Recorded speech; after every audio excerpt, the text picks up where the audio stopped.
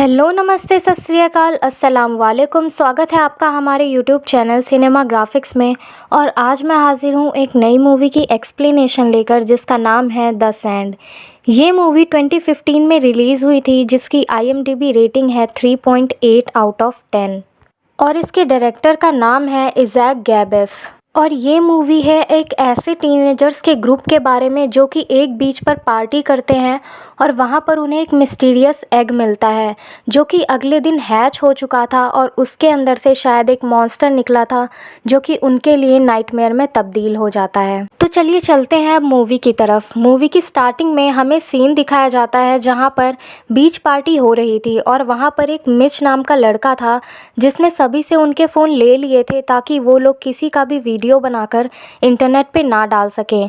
वहाँ पर उन्हें एक क्रीपी सी चीज़ भी मिलती है लेकिन उसे वो लोग मिलकर तोड़ देते हैं। रात भर सभी लोग काफ़ी इंजॉय करते हैं और नेक्स्ट मॉर्निंग हम कैली को सोकर उठते हुए देखते हैं जिसे वहाँ पर थोड़ा वियर्ड फील हो रहा था। बाकी के लोग जो कार में सोए थे वो भी अब उठ जाते हैं। हमें दिखाया जाता है कि उठते ही चैंडा जोना को किस करने की कोशिश करती है जिस पर वो उसे रोक देता है। वो लोग टेबल पर सो रही मार्सा को जगाने की कोशिश करते हैं पर मार्सा पूरी नेक्ड होती है और उठते ही उसे वॉमिटिंग होने लगती है। केली रेत पर बैठी एक चिड़िया पर गौर करती है जो कि बैठे बैठे ही रेत के अंदर समा जाती है। ये सब देखकर केली मार्सा को रेत पर पैर रखने के लिए रोकती है लेकिन मार्सा काफ़ी परेशान थी इसलिए वो उसकी बात पर ध्यान नहीं देती और रेत पर पैर रख देती है। अब हम देखते हैं कि मार्सा के पैर रेत में फंस जाते हैं और वो उन्हें निकालने की कोशिश करती है पर उसके पैर रेत में से नहीं निकलते और उसके हाथ भी अब उसी रेत में फंस जाते हैं। मार्सा बहुत डर जाती है और चिल्लाने लगती है। ये सब देखकर सभी लोग काफ़ी हैरान हो जाते हैं। वैंस मार्सा को इस कंडीशन में नहीं देख पाता और रॉनी के मना करने के बावजूद भी मार्सा की तरफ भागकर जाने लगता है उसकी मदद के लिए, लेकिन रास्ते में ही रेत में फंसकर वो गिर जाता है और चिल्लाने लगता है। जोना उसकी हेल्प करने के लिए कार स्टार्ट करता है लेकिन कार स्टार्ट नहीं होती। हम देखते हैं कि मिच एक रस्सी को उसकी तरफ फेंकता है जिससे कि वो सभी बच सकें, लेकिन अब बहुत देर हो चुकी थी और हम देखते हैं कि वैंस को रेत खा रही थी और उसका चेहरा पूरी तरह से गलना स्टार्ट हो चुका था जिसकी वजह से वो काफ़ी पेन में भी था और देखते ही देखते उसका पूरा शरीर रेत निगल लेती है। वहाँ पर मौजूद लोगों को भी समझ में नहीं आ रहा था कि ये क्या हो रहा है। वो लोग बहुत ज़्यादा डर जाते हैं जिस पर मिच उन्हें भरोसा दिलाता है कि वैंस तो मर चुका है लेकिन वो लोग अब भी यहाँ से बचकर वापस जा सकते हैं। मिच जोना को कार स्टार्ट करने के लिए कहता है लेकिन कार किसी भी हालत में स्टार्ट नहीं हो रही थी।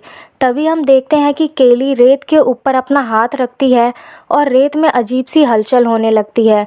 दूसरी तरफ हम देखते हैं कि जैसे ही गिलबर्ट उठता है वो सबको आवाज़ देने लगता है क्योंकि वो ट्रैश कैन में फंसा हुआ था ताकि सभी लोग मिलकर उसे बाहर निकाल सकें, लेकिन सभी उसे हिलने के लिए मना करते हैं और कहते हैं कि अगर वो इस रेत में गिर जाएगा तो वो मारा जाएगा। गिलबर्ट को उन सब की बातों पर यकीन नहीं था क्योंकि उसे लग रहा था कि वो सब उसके साथ मजाक कर रहे हैं। मिच गिलबर्ट से कहता है कि उनके पास 2 घंटे में मदद आ जाएगी, बस उन्हें 2 घंटे ही इंतज़ार करना है, जिसके लिए गिलबर्ट मान जाता है। केली मिच से कहती है कि तुमने उसे झूठ क्यों बोला। मिच कहता है कि ताकि उसे उम्मीद बनी रहे क्योंकि बिना उम्मीद के उसके लिए उस ट्रैश कैन में फंसे रहना बहुत मुश्किल हो जाएगा। केली सबसे कहती है कि इसी रेत में कल हम लोगों ने पार्टी की है लेकिन कल सब कुछ ठीक था और आज रेत पूरी तरह से चेंज हो चुकी है। वो लोग नोटिस करते हैं कि सभी लोग मारे जा चुके हैं जो उनके साथ कल पार्टी में थे और ये लोग सिर्फ इसीलिए बचे हैं क्योंकि ये लोग अभी तक रेत के कांटेक्ट में नहीं आए थे। सभी लोग काफ़ी दुखी हो जाते हैं और दूसरी तरफ हम देखते हैं कि गिलबर्ट काफ़ी पेन में था और वो सब पर चिल्लाने लगता है। जोना उसे समझाने की कोशिश करता है और उसकी तरफ एक सनस्क्रीन फेंकता है ताकि उसे धूप से थोड़ी सी राहत मिले। तभी उन सब की नज़र पड़ती है उसी क्रीपी चीज़ के एक पार्ट पर जो कि उन्हें एक रात पहले पार्टी में मिली थी। उसके 2 टुकड़े हो चुके थे जिससे उनको थोड़ा समझ में आता है कि ये एक एग था और उस एग में से एक मॉन्स्टर निकला है जिसकी वजह से ये सब कुछ हो रहा है। उसका साइज़ जानने के लिए केली एक हॉट डॉग को रेत की तरफ दूर फेंकती है और वो देखते ही देखते हॉट डॉग भी रेत में समा जाता है। मतलब कि ये मॉन्स्टर काफ़ी बड़ा था और रेत में काफ़ी दूर तक फैला हुआ था। जोना वहाँ से जाने की कोशिश करता है लेकिन चैंडा उसे मना करती है। रॉनी कहती है कि यहाँ पर कोई भी उन्हें देखने के लिए नहीं आने वाला, क्योंकि बाकी सब लोगों के लिए भी यहाँ पर कोई नहीं आया। जोना स्केटबोर्ड की मदद से टेबल तक जाने की कोशिश करता है। जैसे ही जोना टेबल के पास पहुँचता है, उसका स्केटबोर्ड खिसकने लगता है और उसका बैलेंस बिगड़ने लगता है। लेकिन वो अपना बैलेंस बनाने की कोशिश करता है, लेकिन रेत में से कुछ रोए आकर उसके पेट पर चिपक जाते हैं। लेकिन किसी तरह से वो टेबल पर चढ़ जाता है। उसका पेट पूरी तरह से घायल हो चुका था, जिसे देखकर सभी लोग डर जाते हैं। पास पड़े बैग में से वो एक केला निकालकर खाने लगता है, लेकिन उसे तुरंत वॉमिटिंग हो जाती है। उसका पेट पूरी तरह से सड़ने लगा था और उस पर छाले भी पड़ने लगे थे, जिसे देखकर जोना बहुत ज़्यादा डर जाता है। लेकिन केली उसका हौसला बढ़ाने की कोशिश करती है और उसे विश्वास दिलाती है कि उसे कुछ भी नहीं होगा, और उससे कहती है कि बैग में पड़े सामान को सबको देने की कोशिश करो। तो वो बैग में पड़ी ड्रिंक्स को सभी की तरफ फेंकता है, लेकिन उसका पेट का घाव अब बढ़ता ही जा रहा था। जब जोना मिच की तरफ ड्रिंक्स को फेंकता है तो पेट में खिंचाव पड़ने की वजह से उसके पेट में ब्लीडिंग होने लगती है और बहुत ज़्यादा पेन होने लगता है, जिसकी वजह से वो उसी टेबल पर लेट जाता है और केली से एक्सप्रेस करता है कि वो उससे कितना प्यार करता है। केली काफ़ी ज़्यादा इमोशनल हो जाती है। तभी सबको याद आता है कि उनके फ़ोन कहाँ हैं, जो कि कार की डिक्की में रखे हुए थे। रॉनी और चैंडा कार की डिक्की को खोलकर वहाँ से फ़ोन निकालने की कोशिश करते हैं, लेकिन वो रेत में नहीं उतर सकते थे, इसलिए उन्हें काफ़ी मुश्किल हो रही थी डिक्की को खोलने में। रॉनी चैंडा की मदद से डिक्की को खोलने की कोशिश करती है, पर डिक्की नहीं खुल रही थी पूरी तरह से। तभी चैंडा एक ब्लैंकेट की मदद से रॉनी को सहारा देती है और वो दोनों मिलकर डिक्की खोलने की कोशिश करते हैं, पर तब भी वो पूरी तरह से नहीं खुल पाती है। तभी केली एक फ़िश कैचर की मदद से उन दोनों को डिक्की खोलने के लिए बोलती है और फाइनली डिक्की खुल जाती है। तभी हम देखते हैं कि बीच पेट्रोल सुपरवाइज़र वहाँ पर आता है और उसकी गाड़ी की आवाज़ की वजह से रॉनी डिस्ट्रैक्ट हो जाती है और उसका बैलेंस बिगड़ जाता है, जिसकी वजह से रॉनी की उंगलियां डिक्की में फंस जाती है और उसे बहुत ज़्यादा पेन होने लगता है। दूसरी तरफ हम देखते हैं कि केली, गिलबर्ट और मिच सुपरवाइज़र को रेत में उतरने के लिए रोकने लगते हैं और सारी सिचुएशन एक्सप्लेन करने की कोशिश करते हैं, लेकिन सुपरवाइज़र को लगता है कि इन लोगों ने ड्रग्स लिया है और वो इनकी बातों पर बिल्कुल भी यकीन नहीं करता और रेत में उतर जाता है। जब वो जोना के पास जाता है तो उसके पेट पर घाव को देखता है और उसे बहुत ही अजीब लगता है। वो जाकर गिलबर्ट को उस ट्रैश कैन से निकालने की भी कोशिश करता है, पर वो उसे नहीं निकाल पाता। तब सुपरवाइज़र गिलबर्ट से बोलता है कि मेरी टीम यहाँ पर आकर तुम्हें निकाल लेगी। अब वो रॉनी के पास जाता है और डिक्की से उसकी उंगलियाँ निकालने की कोशिश करता है और वो सब पर गुस्सा भी करता है कि यहाँ पर मौजूद किसी भी इंसान ने उसकी हेल्प क्यों नहीं की। इस पर केली गुस्सा करने लगती है। तभी सुपरवाइज़र केली की तरफ जाता है। केली कहती है कि ऑलरेडी उन्होंने अपने 2 दोस्तों को खो दिया है। तब वो कहता है कि उनकी बॉडी कहाँ है। तब वो कहती है कि इसी रेत ने उनकी बॉडी को पूरी तरह से निगल लिया है, जिस पर सुपरवाइज़र गुस्सा करने लगता है। सुपरवाइज़र केली और मिच को नीचे उतरने के लिए बोलता है, लेकिन वो दोनों मना कर देते हैं। वो कहते हैं कि रेत में उतरना उनके लिए सेफ़ नहीं है, जिस पर सुपरवाइज़र गुस्सा करने लगता है और वो अपनी गन निकालने की कोशिश करता है, लेकिन उसकी चाबी रेत में गिर जाती है। केली उसे मना करती है चाबी को उठाने के लिए, लेकिन सुपरवाइज़र उसकी कोई बात नहीं सुनता और वो चाबी उठाने लगता है।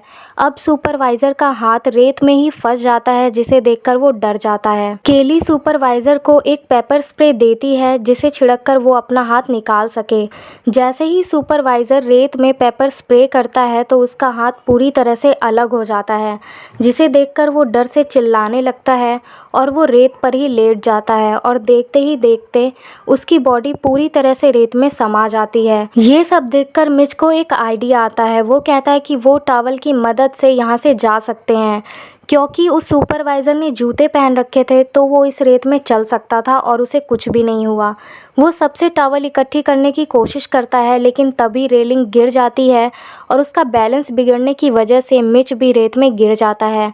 अब रेत में से कई सारे टेंटिकल्स निकलकर उसकी बॉडी में से खून चूसने लगते हैं और देखते ही देखते उसे पूरी तरह से खा जाते हैं, जिसे देखकर सभी लोग काफ़ी दुखी होते हैं। लेकिन केली हिम्मत नहीं हारती और वो चैंडा की तरफ एक रेलिंग को फेंकती है और एक और रेलिंग वो चैंडा की तरफ फेंकती है और खुद भी कार में कूद जाती है। है। जैसे ही वो कार में पहुंचती है वो चैंडा को एक थप्पड़ मारती है, क्योंकि एक रात पहले उसने ही जोना को बहकाया था। अब वो सब मिलकर रोनी की उंगली डिक्की में से निकालने में कामयाब हो जाते हैं, लेकिन रोनी को बहुत ज़्यादा पेन हो रहा था और ब्लीडिंग हो रही थी।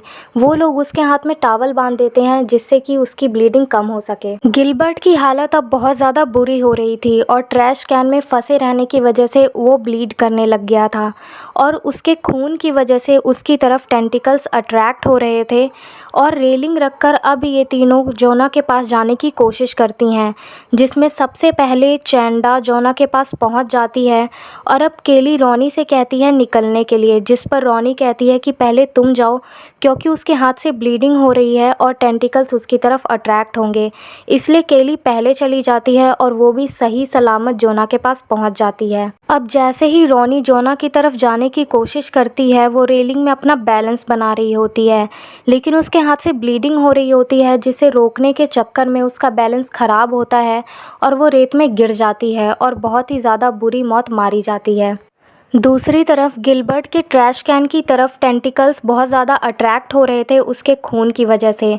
और अब हम देखते हैं कि चैंडा अपने एक पैर में टॉवल और एक पैर में बैग बांधकर गाड़ी की तरफ निकलती है और वो सुपरवाइज़र की गाड़ी तक पहुंच जाती है सही सलामत, जिसकी वजह से वो बहुत ज़्यादा खुश होती है। ट्रैश कैन खिसकने लगता है और जैसे ही वो खिसकने बंद होता है, उसके अंदर से क्रीपी हैंड्स बाहर आते हैं और वो गिलबर्ट पर अटैक कर देते हैं और गिलबर्ट को नीचे खींचकर ले जाते हैं और गिलबर्ट भी मारा जाता है।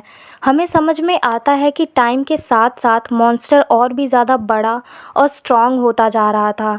अब वो गाड़ी पर भी हमला कर देता है, जिसकी वजह से चैंडा गाड़ी में ही स्लिप हो जाती है और बेहोश हो जाती है, जिसकी वजह से केली भी बहुत ज़्यादा परेशान होती है। और जैसे ही चैंडा रात में जगती है, वो एयर बाथ टब की मदद से जोना को कार में बैठाने में हेल्प करती है, लेकिन कार के अंदर भी मॉन्स्टर अटैक कर देता है और गेट बंद कर देता है।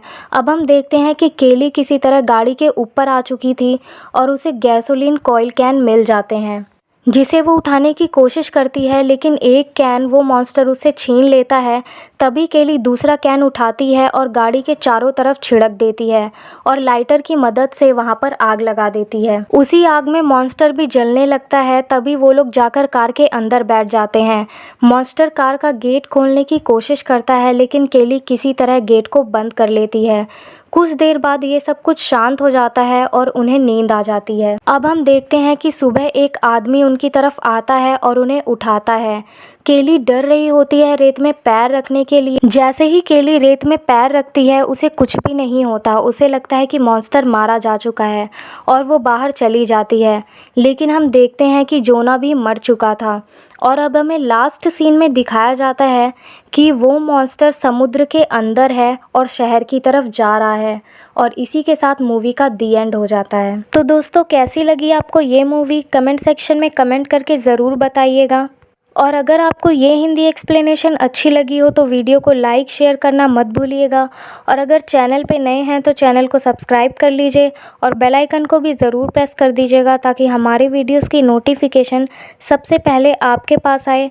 और हमारी इंस्टाग्राम आईडी की लिंक भी आपको डिस्क्रिप्शन बॉक्स में मिल जाएगी, तो जाइए और उसे फॉलो कीजिए ताकि हमारे वीडियोज़ की अपडेट्स आपको वहाँ पर भी मिलती रहे। Thank you.